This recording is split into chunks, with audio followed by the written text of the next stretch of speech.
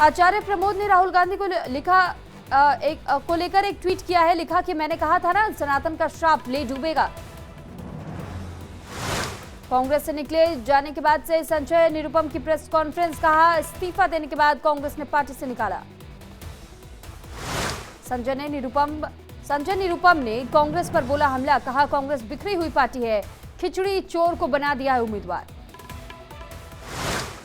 शिंदे गुट के नेता कृष्णा हेगड़े ने संजय निरुपम का विरोध किया। कहा अगर निरुपम शिंदे ग्रुप ज्वाइन करेंगे तो करूंगा विरोध।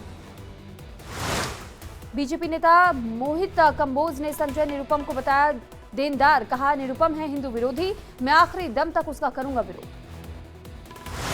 सोनिया गांधी ने ली राज्यसभा सांसद के तौर पर शपथ। नए संसद भवन में उपराष्ट्रपति जगदीप धनखड़ ने शपथ दिलाई। सोनिया गांधी की राज्यसभा पारी को लेकर के खड़गे ने शुभकामनाएं दी। सोनिया के सफल कार्यकाल की कामना की।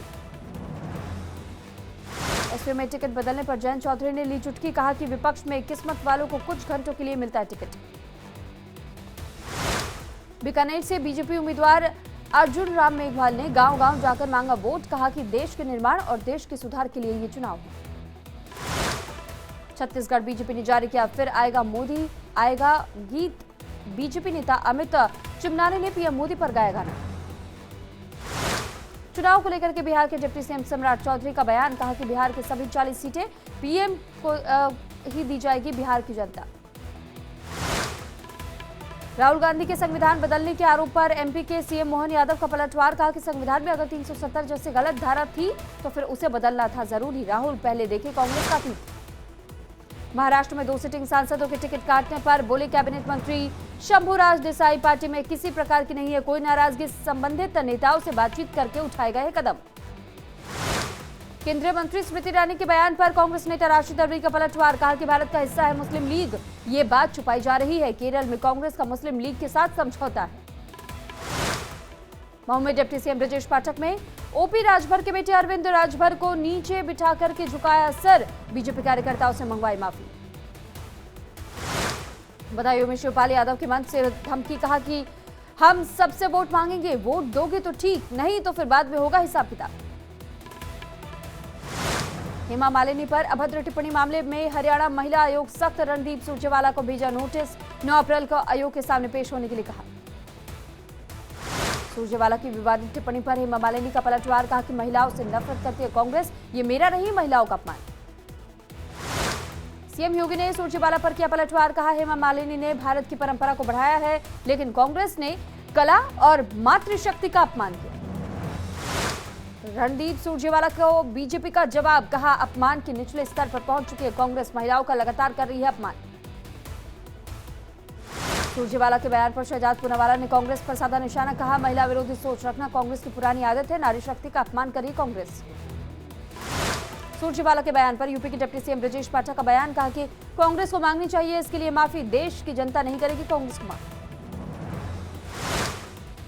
हिमाचल प्रदेश के सुंदरनगर में बीजेपी उम्मीदवार कंगना रनौत ने कांग्रेस पर साधा निशाना। कहा 2014 से पहले भारत में विदेशी मानसिकता का हुआ था विस्तार। रणदीप सुरजेवाला के बयान पर आचार्य प्रमोद कृष्णम का बयान। कहा कि आज भी एक दुशासन ने नारी शक्ति का अपमान किया है, 4 जून को आएगा परिणाम। किरण रिजिजू ने कांग्रेस पर अरुणाचल प्रदेश में क्रिश्चियन फोरम का शोषण करने का आरोप लगाया। कहा कि आपकी कांग्रेस पार्टी बीजेपी के खिलाफ इतनी बेशर्मी से अरुणाचल प्रदेश में एक शुद्ध ईसाई मंच का कर रही है दुरुपयोग। बिहार के जमुई में पीएम मोदी ने जनसभा की। कहा कि पूरे देश में एनडीए के पक्ष में माहौल है, बिहार कह रहा है कि फिर से एक बार मोदी सरकार। जमुई में नीतीश कुमार ने की पीएम मोदी की तारीफ। कहा कि देश में तेजी से हो रहा है विकास, अब मैं इधर से उधर नहीं जाने वाला हूं। बिहार में पीएम मोदी की रैली को लेकर के तेजस्वी यादव ने कसा तंज। कहा कि इस बार रैली में पीएम ने नहीं किया परिवारवाद का जिक्र, आशा है मेरे टोकने के बाद फिर करेंगे जिक्र। बिहार में पीएम मोदी के भाषण को लेकर राज्यसभा सांसद मनोज झा का पलटवार। कहा कि असत्य की भी एक सीमा होती है, चुनाव 5 साल में एक बार आते हैं लेकिन पीएम मोदी के झूठ शब्दों की परीक्षा हर चुनाव में होगी। पटना में कांग्रेस विधायक दल के नेता शकील अहमद खान ने पीएम मोदी पर साधा निशाना। कहा पीएम मोदी झूठ बोलने की कितनी गारंटी लेंगे। दमोह में मध्य प्रदेश के सीएम मोहन यादव ने किया रोड शो, बीजेपी प्रत्याशी के लिए मांगा वोट। कांग्रेस से इस्तीफा देने के बाद से बीजेपी में शामिल हुए गौरव वल्लभ बीजेपी महासचिव विनोद तावड़े की मौजूदगी में थामा पार्टी का दामन। गौरव वल्लभ ने कांग्रेस से इस्तीफे की बताई वजह, कहा कि सनातन का अपमान मैं नहीं कर सकता बर्दाश्त, कांग्रेस को सही नीतियों से परेशानी है। मथुरा में सीएम योगी ने जनसभा की, बीजेपी उम्मीदवार हेमा मालिनी के लिए जनता से मांगा वोट। सीएम योगी ने विपक्ष पर साधा निशाना, कहा चुनाव से ठीक पहले कांग्रेस हताश, कांग्रेस के नेता आपा खो रहे हैं। जयंत चौधरी ने अखिलेश पर साधा निशाना, चवन्नी वाले बयान पर किया पलटवार, कहा कि मैं पलटा नहीं हूं, इसे पटखनी मारना कहते हैं। राहुल के गढ़ वायनाड में स्मृति ईरानी का रोड शो, बीजेपी प्रत्याशी के सुरेंद्रन के समर्थन में शक्ति प्रदर्शन किया। मथुरा से बीजेपी उम्मीदवार हेमा मालिनी ने नामांकन किया दाखिल, मथुरा से तीसरी बार भरा पर्चा, यूपी के कैबिनेट मंत्री स्वतंत्र देव सिंह भी मौजूद रहे। पप्पू यादव ने पूर्णिया से दाखिल किया नामांकन, बाइक चलाकर के पहुंचे नॉमिनेशन सेंटर।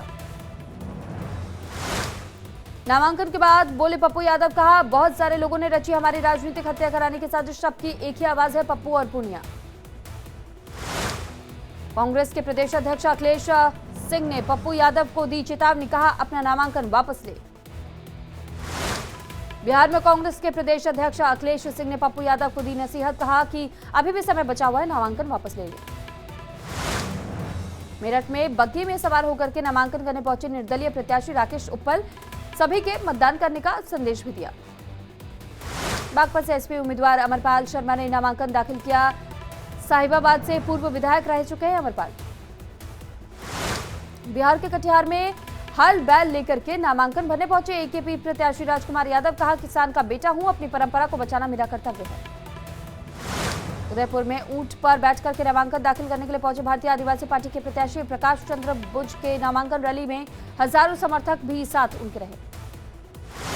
रामेश्वरम में निर्दलीय उम्मीदवार परिराजन ने अनोखे अंदाज में किया चुनाव प्रचार, एक दिन का नाई बन करके वोटरों से वोटर की बनाने लगे हजामत। बिहार का मुजफ्फरपुर में जर्जर सड़क से परेशान स्थानीय लोगों ने लगाए सड़क नहीं तो फिर वोट नहीं के नारे। लोकसभा चुनाव के लिए सुरक्षा व्यवस्था मजबूत करने के लिए दिल्ली पुलिस ने की है कॉन्फ्रेंस, कमिश्नर संजय अरोड़ा ने कहा कि चुनाव के दौरान फुल प्रूफ सुरक्षा होगी सुनिश्चित। महाराष्ट्र में पानी के बिल पर बवाल, सीएम एकनाथ शिंदे के बंगले पर 18 लाख से ज्यादा का बकाया, 7 मंत्रियों के सरकारी आवासों पर भी लाखों का बकाया। मुख्तार अंसारी की मौत को लेकर के छोटे बेटे उमर अंसारी का बड़ा दावा, कहा मेरे पिता की मौत स्वाभाविक नहीं है, ये सुनियोजित हत्या है, लड़ेंगे कानूनी लड़ाई।